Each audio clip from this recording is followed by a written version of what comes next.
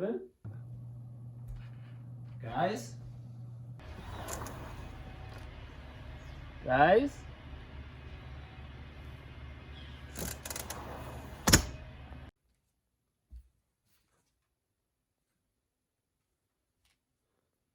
Matt? Donovan?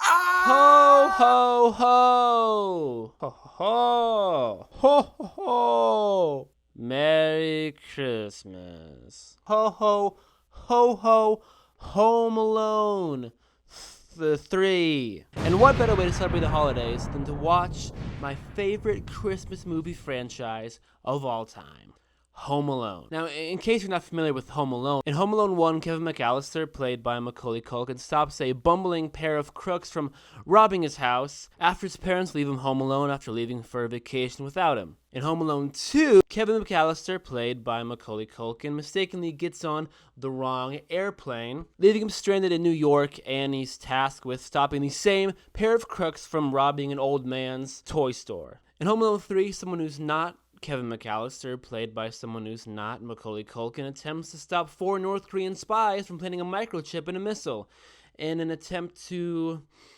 save the world or something.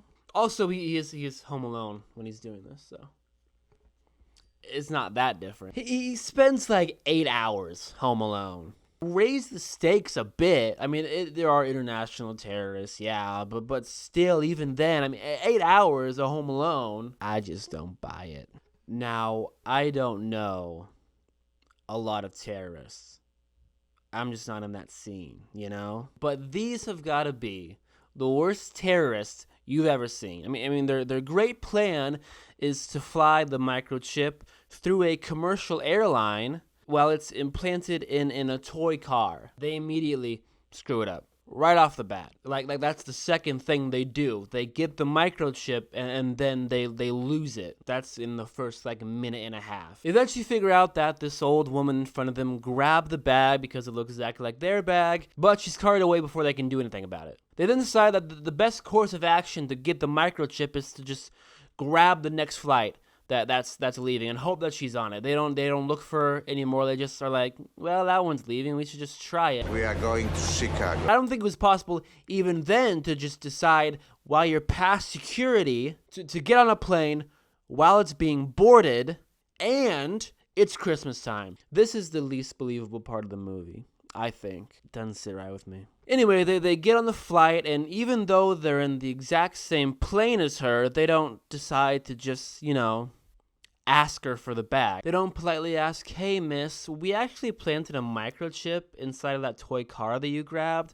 Can we please have it back? No, they just decide to stare at her, I guess, when she gets off the flight. I mean, this whole thing could have been avoided.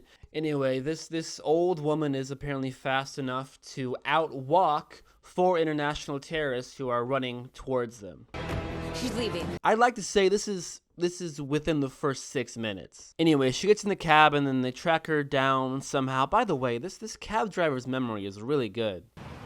Well, North Devon Park, Washington Street. Describe the house, please. Well, big, old, Tudor-like place. Christmas lights, wreath on the door, Christmas tree at the end of the driveway. And the driveway, the only one on the block that wasn't shoveled. I got lost on the way to the grocery store 2 weeks ago.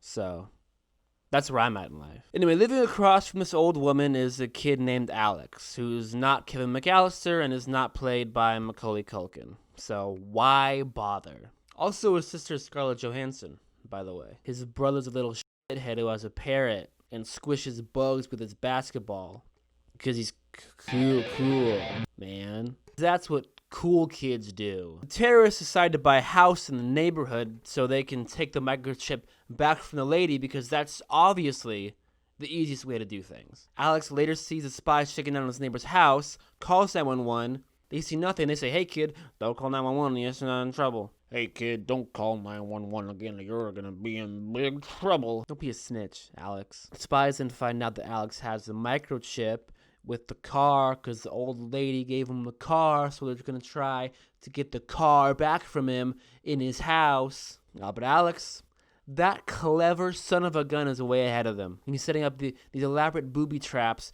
to trick, to trap, to booby these idiotic international terrorists. I got pretty into this movie. Pretty good movie. Anyway, these traps are the typical, wacky, zany Home Alone traps. You got marbles, you got ice, you got electrocution. You also have a running lawnmower falling from the ceiling onto someone's head, which feels like it's a bit much, And all it does is give him a wacky haircut. Although he does seem pretty upset about it.